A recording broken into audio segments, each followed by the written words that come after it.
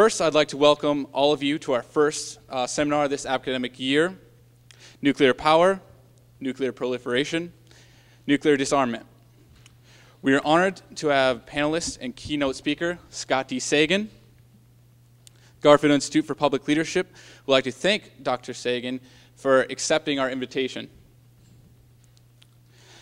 It is the Institute's goal that Professor Sagan will enlighten us on the topics surrounding nuclear weapons, and we have the utmost confidence he can do so. Dr. Sagan is the Caroline S.G. Monroe Professor of Political Science, co-director of the Stanford Center of International Security and Cooperation, and a senior fellow at the Freeman Spogli Institute. He also serves as a co-chair of the American Academy of Arts and Sciences Global Nuclear Future Initiative. Before joining the Stanford faculty, Sagan was a lecturer in the Department of Government at Harvard University and served as a special assistant to the Director of Organizations of the Joint Chiefs of Staff in the Pentagon.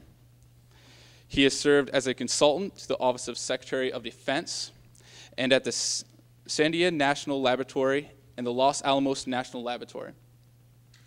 Sagan is the author of Moving Targets, Nuclear Strategy and National Security, The Limits of Safety, Organizations, Accidents, and Nuclear Weapons, and with co-author Kenneth N. Waltz, The Spread of Nuclear Weapons, A Debate Renewed. He's a co-editor of Peter R. Lavoie, Scott D. Sagan, and James L. Wirtz, Planning the Unthinkable, and the editor of Inside Nuclear South Asia. His most recent publications include Shared Responsibility for Nuclear Disarmament in the fall 2009 issue of Daedalus and the Case for Non-First Use in the June 2000 issue of Survivor. Please join us and welcome Dr. Scott D. Sagan.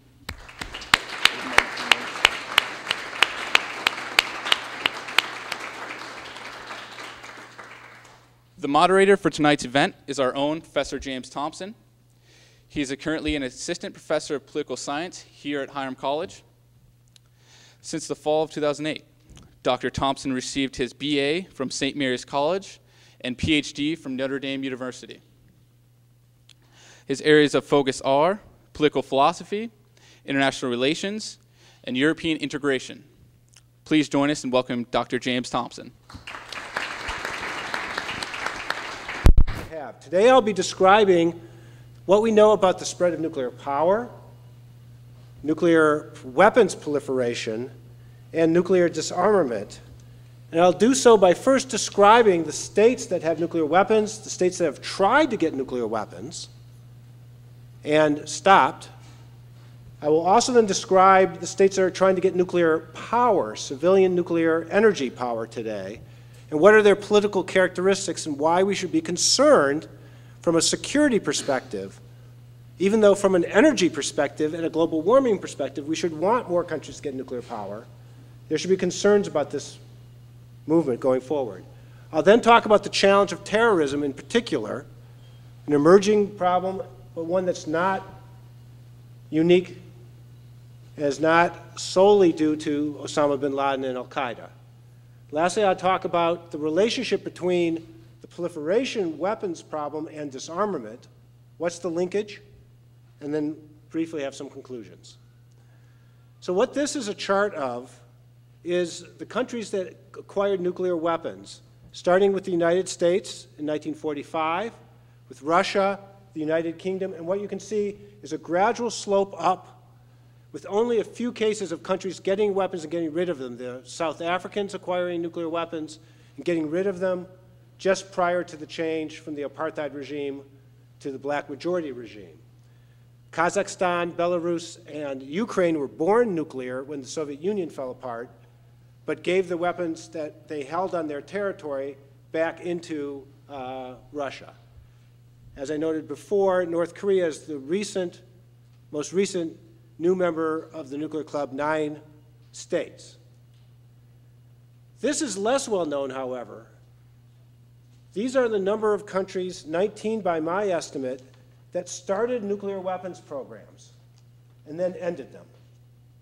They include cases such as West Germany, Italy, Egypt, Sweden, Yugoslavia, Brazil, Iraq, which got rid of their program after the 1991 war and had not started it before the 2003 war, we now know. And the two countries that I code as still having active nuclear weapons programs are Iran, which started both the nuclear power program. If you read the New York Times today, the loads have gone into the Bushehr reactor and it's starting up, but also has I believe, a nuclear weapons program, and the UN Security Council believes is a likely UN nuclear weapons program, which is against the agreement that they signed of the Non-Proliferation Treaty. Syria is the other country that I mark in this category because Syria was discovered to have built a secret nuclear facility in the desert that was bombed by the Israelis 2 years ago. We now know because of photographs that have been taken of the site and some spy photographs that were released by the US government that this was a facility like the North Korean facility. Indeed, some of the photographs have North Korean officials visiting Syria, and they were secretly trying to build a plant to produce plutonium that they could use to make a nuclear weapon. They have not cooperated with the International Atomic Energy Agency to have inspectors fully look into that site. What you have here is a list of countries who are trying to get nuclear power. The countries in black are the countries that have nuclear power today. The countries in red below, you see many from Latin America, many in East Asia, in the Middle East, and Africa. The countries in red are aspiring nuclear power states, states that have gone to the International Atomic Energy Agency, whose job is to inspect plants to make sure that no one's cheating and taking the materials to make bombs.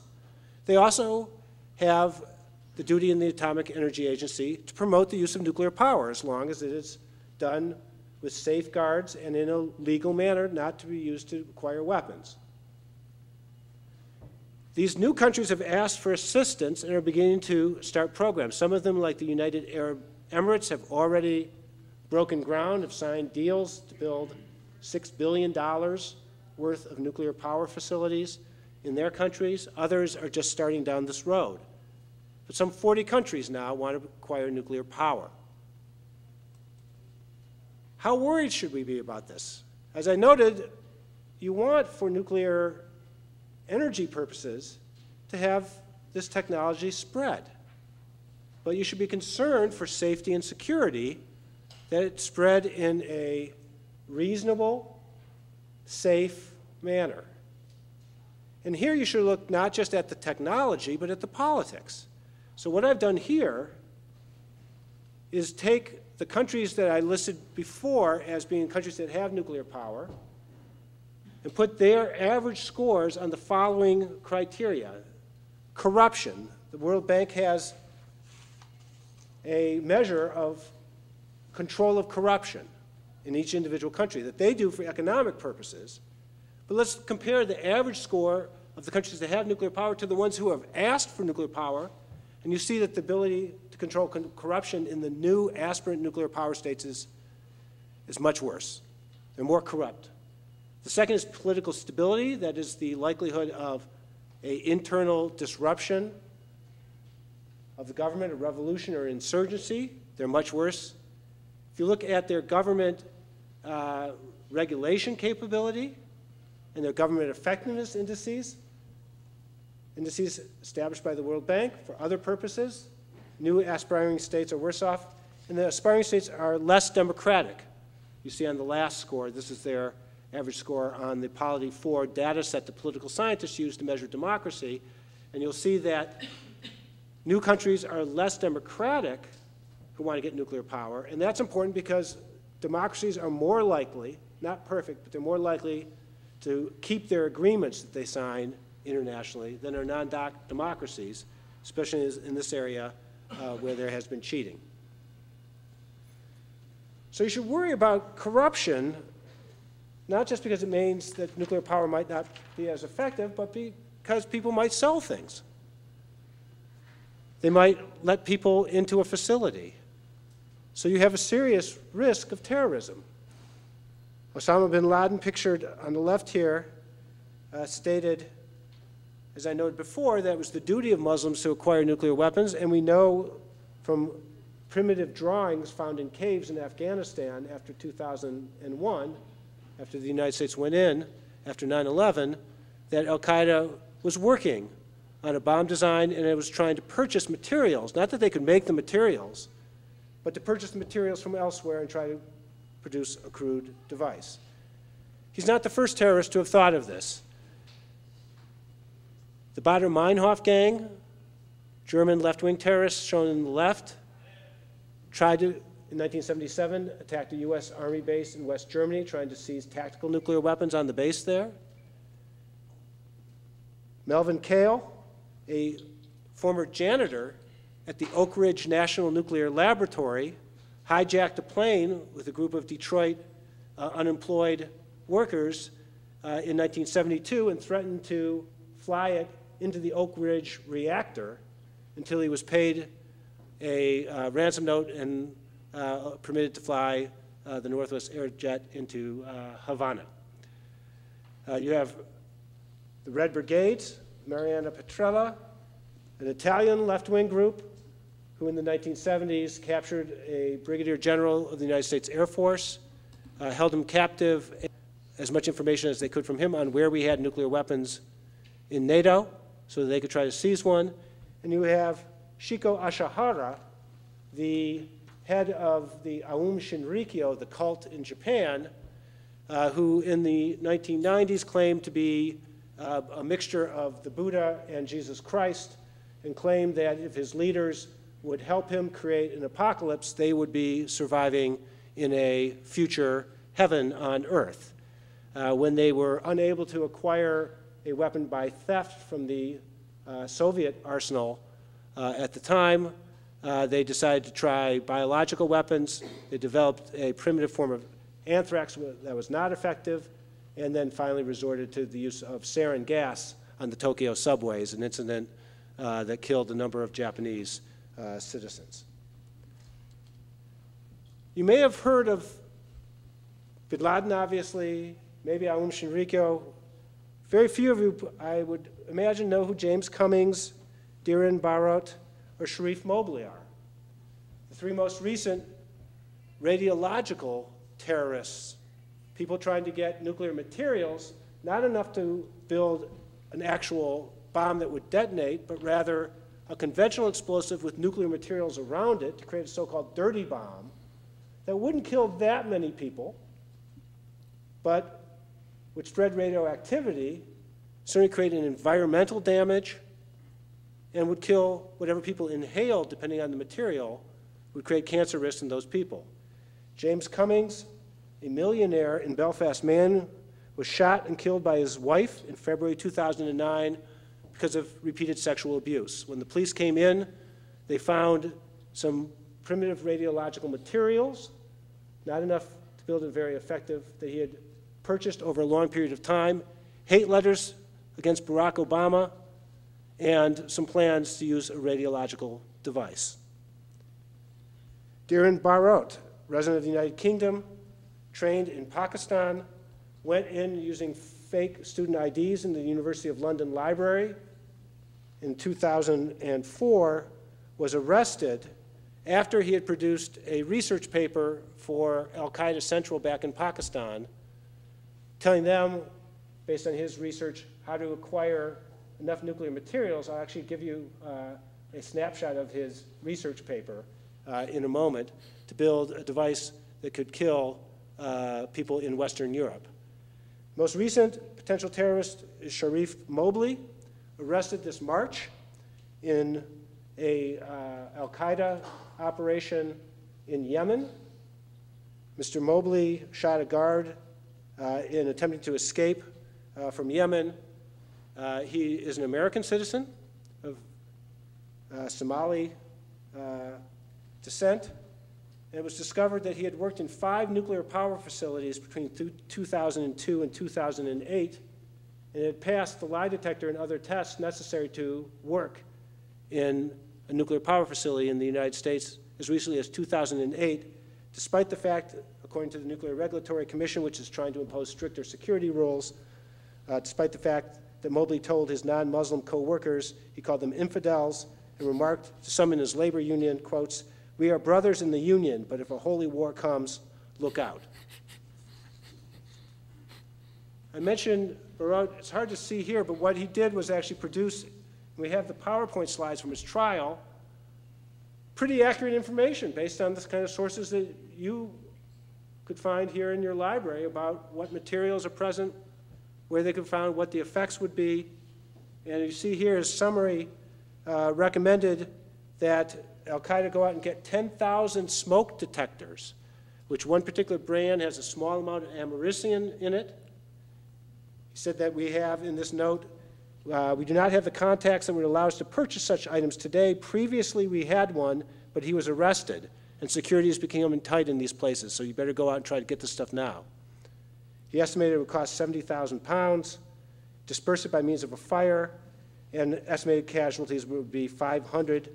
Long-term affected, if dispersed in a busy area, inshallah. God willing, 500 people would die. What can you do? You can also have attacks on reactors. Here's the full list of potential or real threats against nuclear power reactors. The most recent one occurred in South Africa in 2007, where 4 armed men went over the barricade, got through the security system, and shot the guard in the main control room before police finally got there.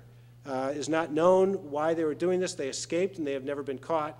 It is believed that they were trying to get the highly enriched uranium that was at that plant. And it's at that plant because that's where the South African bomb material that they had dismantled their weapons back in 1990s, that's where that material is still kept today. James told me that you'd all read the book, The Limits of Safety. One of the arguments in my book is that sometimes efforts to add safety backfire on you. And there's a tendency that I've been trying to combat through context in the US government to say the way to handle this problem is by adding more guards. If you have more concerns about terrorist theft, you add more guards. And the logic of this is the logic of redundancy. No guard's going to be perfect, but if you have 2 imperfect guards, say one of them can pick up something, a system works 75% of the time. If you have 2 independent, redundant guards, each of them are 75% effective. Totally, they'll be 93% effective. If you add a third one, it'll be 94. You keep going up, and the more guards you add, this is the beauty of redundancy, as long as you're not causing the problem. What if you add guards and the redundant safety device is the problem? Here you have a picture of Indira Gandhi with her assassin. Who killed Indira Gandhi? 2 Sikh guards of her personal security force, who were added because of threats against her life.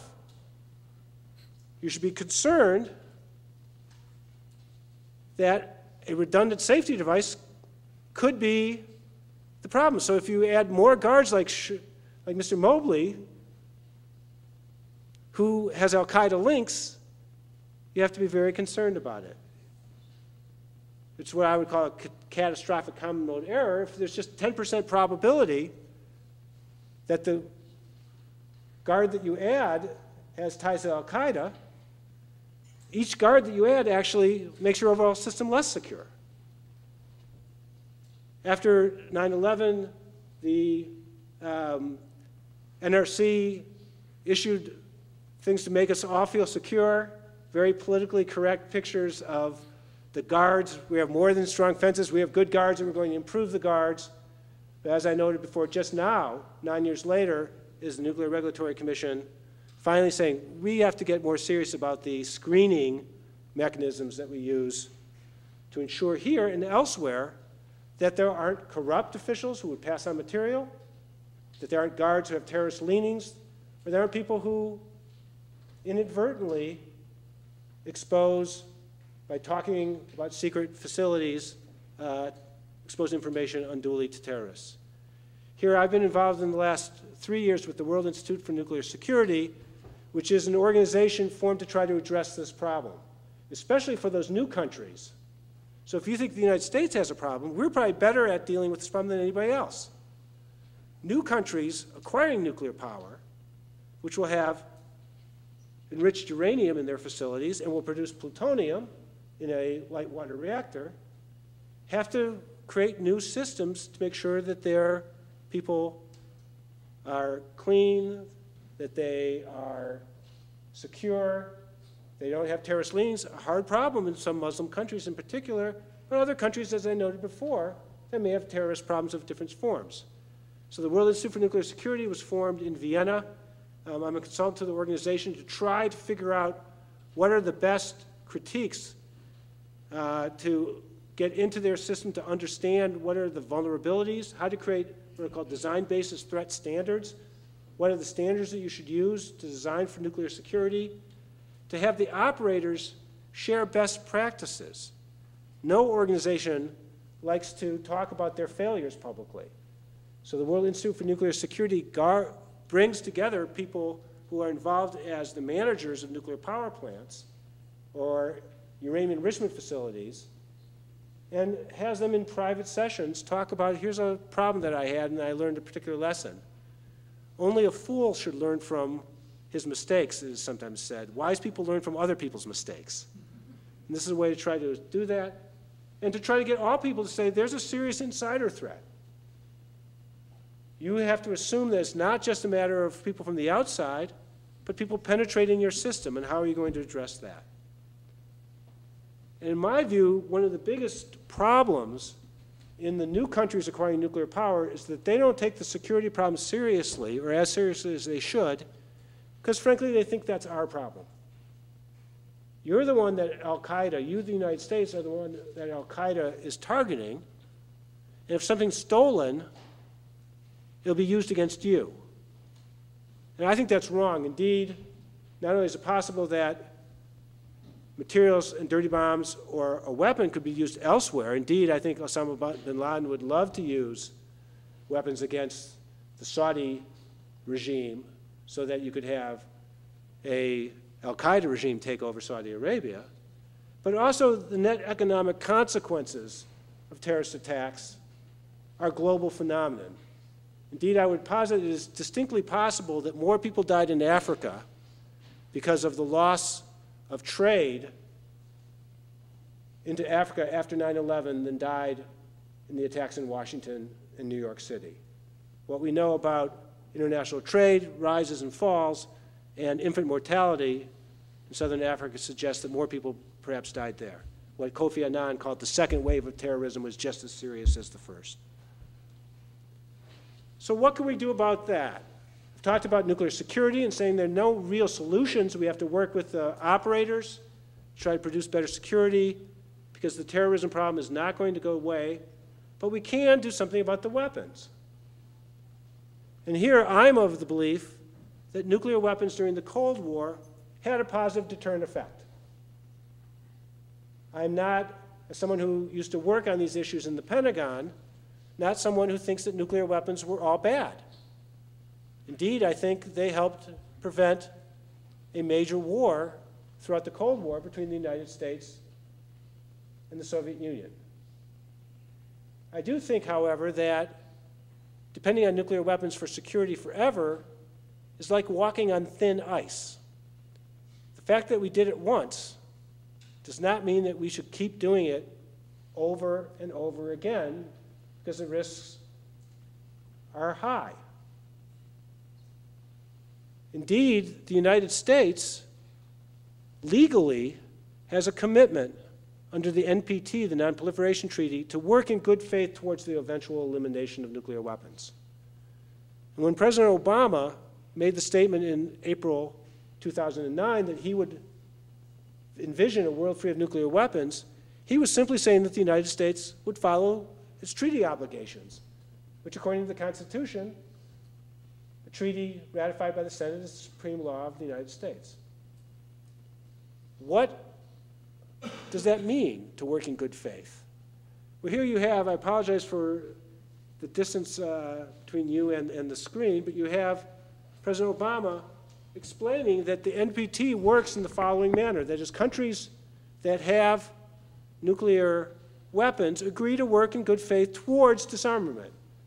It's not saying when you have to get there, how you're going to do it, but you have to make efforts to try to reduce the numbers. As part of the bargain, the non-nuclear weapon states, all 89 countries that have joined that treaty now, have agreed that they won't try to acquire nuclear weapons.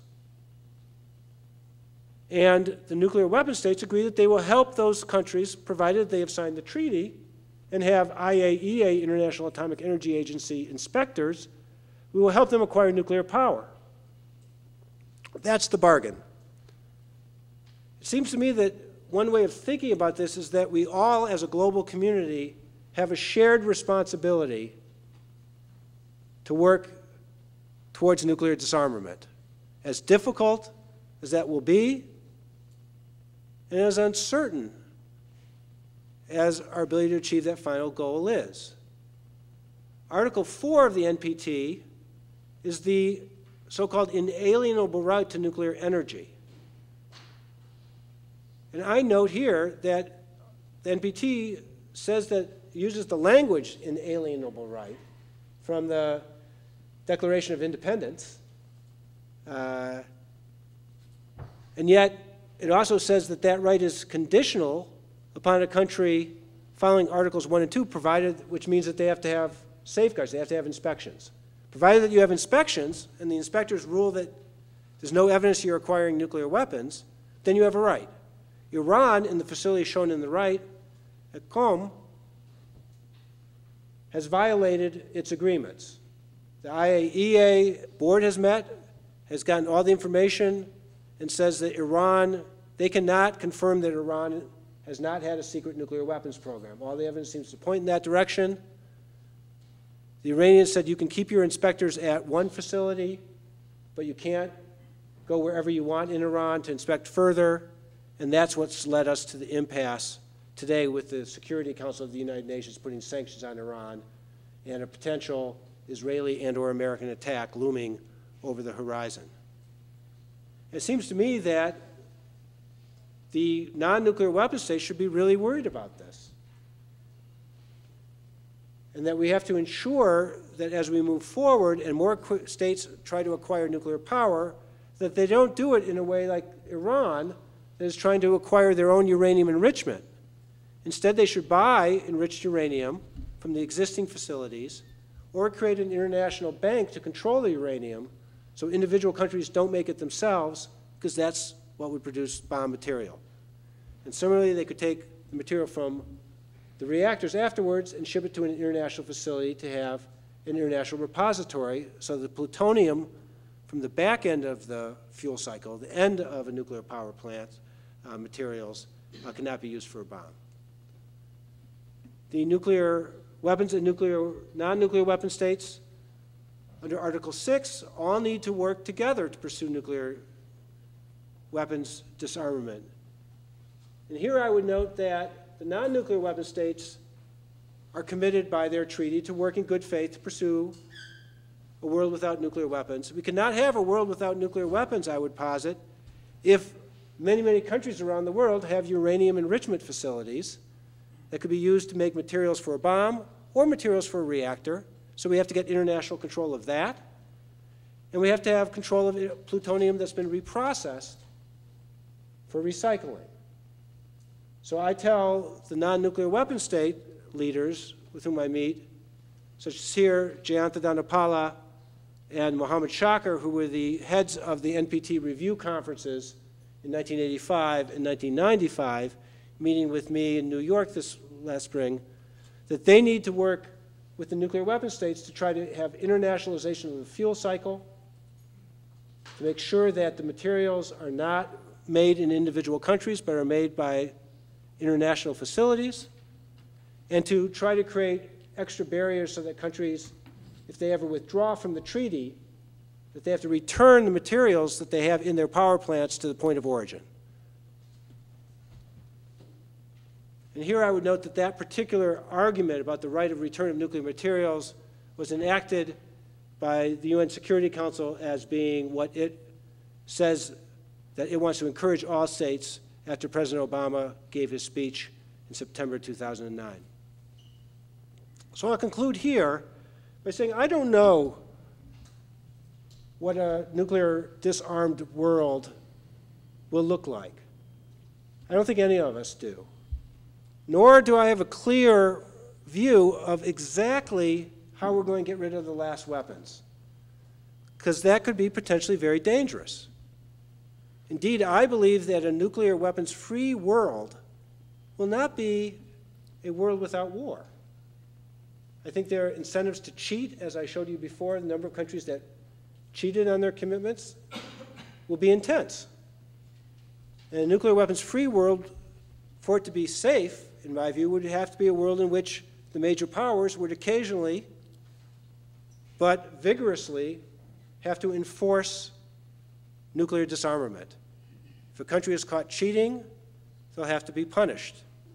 If a country is seeking to acquire weapons in a nuclear-free world, the major powers would have a great incentive to make sure that small countries trying to get their first nuclear weapons do not do so.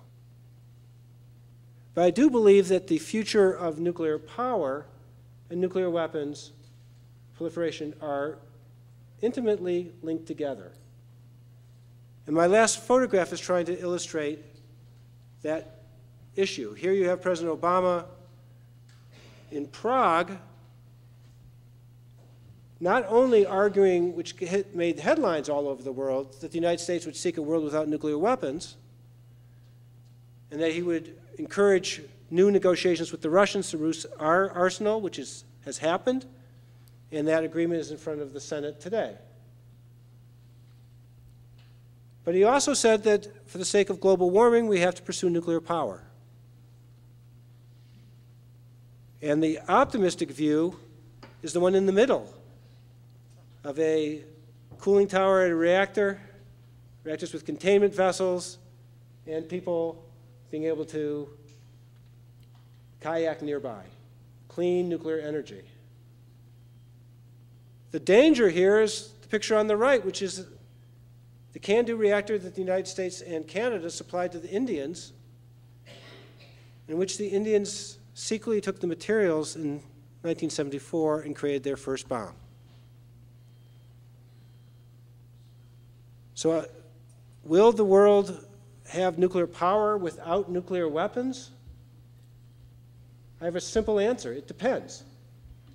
It depends on what the International Atomic Energy Agency does. It depends on the rules that we are able to install in our own facilities and then spread through groups like the World Institute for Nuclear Security. It depends on whether the Senate ratifies the START treaty with the Russians so that we can reduce our arsenals in a mutual and verifiable way. It depends on whether the Senate, after that, will ratify the Comprehensive Test Ban Treaty, which will stop all countries that have nuclear weapons from expanding the kinds of nuclear weapons they have because they won't be able to test any more weapons. So it depends on all those actors, but finally it depends on you. Because whether the US Senate takes those actions that can help reduce the risks here will depend on who you elect as your senators here in Ohio and elsewhere around the nation.